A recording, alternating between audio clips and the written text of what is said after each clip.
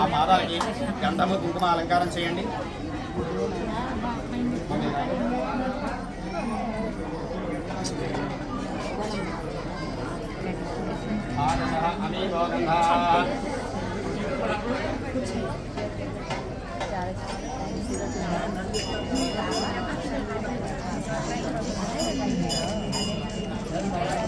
గంధానామ పరి అలంకారాధారణే అక్షరా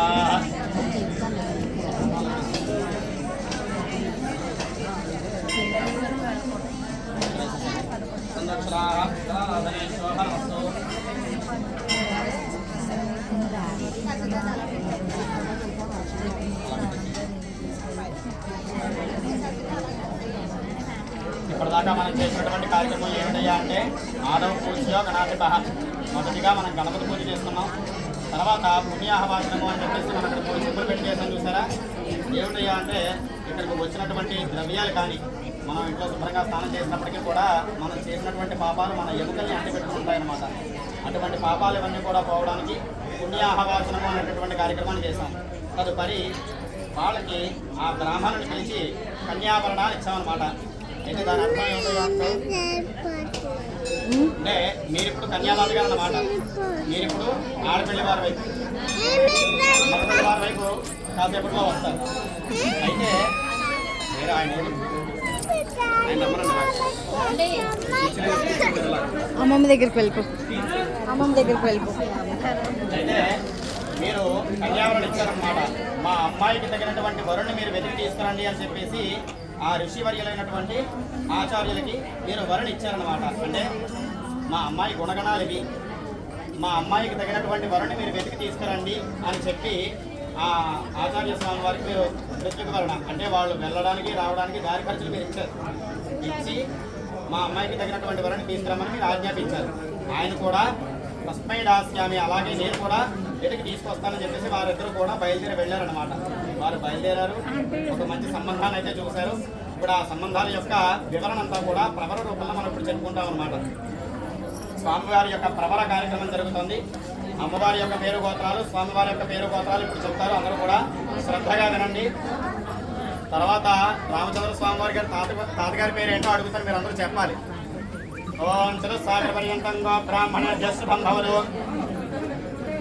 ఓం వాసిష్ఠమైత్రావరణ కౌండిన్యత్రయారుషేర ప్రవరాన్విత వసిష్ఠస గోత్రోద్భవస్య నాభాగ మహారాజవర్మణః పౌత్రాయ నప్తే చతుస్సాగర పర్యంతంగా బ్రాహ్మణేభ్యః శుభం భవతు.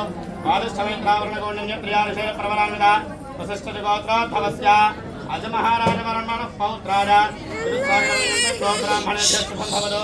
వాసిష్ఠమైత్రావరణేభ్యః శుభం భవతు. వాసిష్ఠమైత్రావరణ కౌండిన్యత్రయారుషేర ప్రవరాన్విత వసిష్ఠస గోత్రోద్భవాయ అఖిలాండ కోటి బ్రహ్మాండ నాయకాయ ఆది మధ్యాంతరహితాయ సాక్షాత్ శ్రీ నారాయణ స్వరూపాయ శ్రీ రామచంద్ర పరబ్రహ్మణే వరాయ భవేంద్రులు.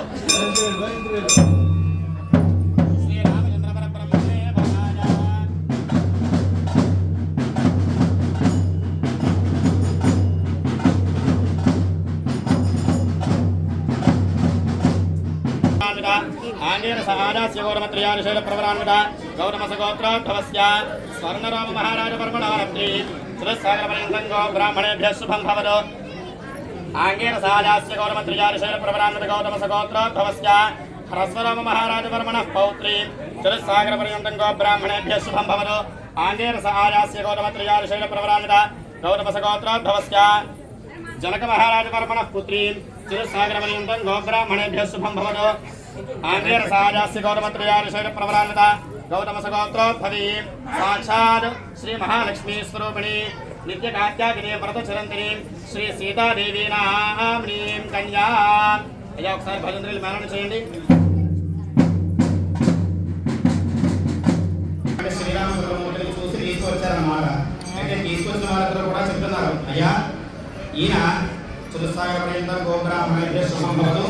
వాసిష్ఠ మైత్రావరణ కౌండిన్య ఈ ఋషుల యొక్క వంశంలో జన్మించినటువంటి వారి యొక్క వంశస్థులయ్య. వీళ్ళ ఇంటి పేరు వీళ్ళది రఘుకుల తిలక. ఈయన రఘుకుల తిలకుడు, వీళ్ళది రఘుకుల వంశం అని చెప్పి వీళ్ళందరూ కూడా వివరాలు చెప్పారన్నమాట. మరి మగపిల్లి వారు వచ్చి వాళ్ళ వివరాలు అంతా చెప్పిన తర్వాత ఆడపిల్లి గారు వీళ్ళకి బాధ్యత కదా వీళ్ళ యొక్క వివరాలు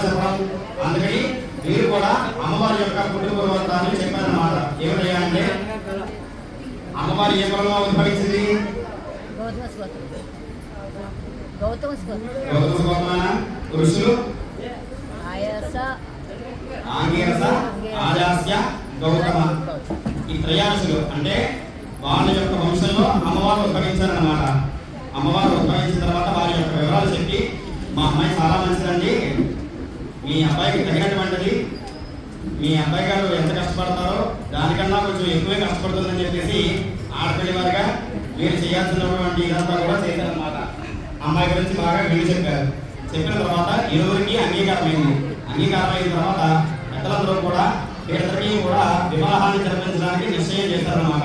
ఇప్పటిదాకా కూడా మనం కార్యక్రమంలో కళ్యాణ కార్యక్రమంలో మొదటి ఘట్టాన్ని మాత్రమే పూర్తి చేస్తాం. ఇక పైన వధూవరులందరికీ కూడా సర్వరక్షార్థం అంటే మనం ఇప్పుడు 5 రోజుల కళ్యాణాన్ని సంకల్పం చేసినట్టు లెక్క. ఈ రోజు మొదలుకొని 10వ తారీఖు వరకు కూడా మొత్తం కార్యక్రమం ఉంటుంది.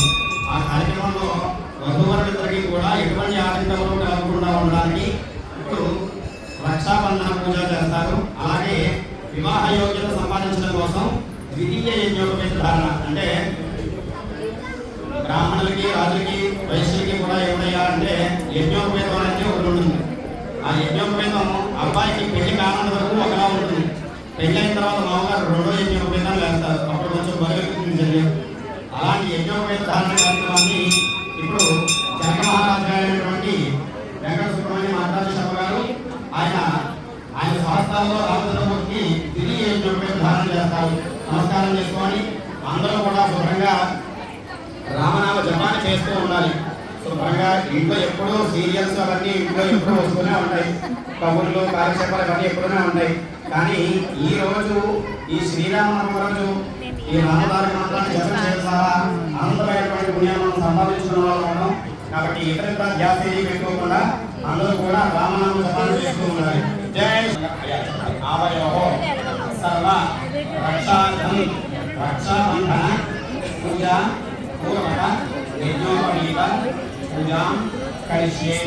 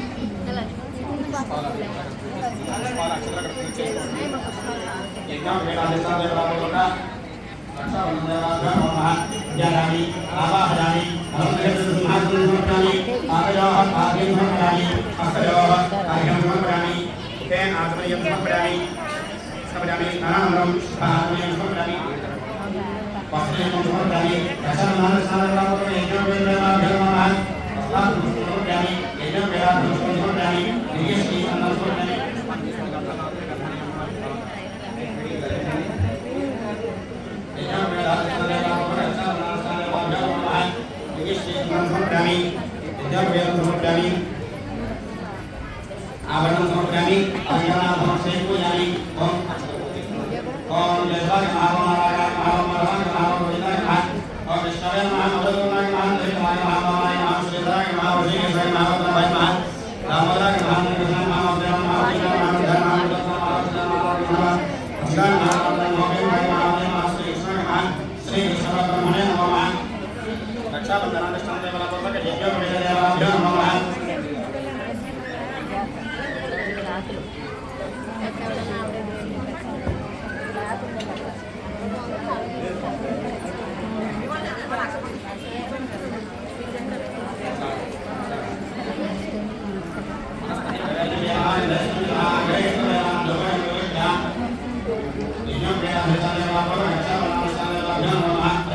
Gracias.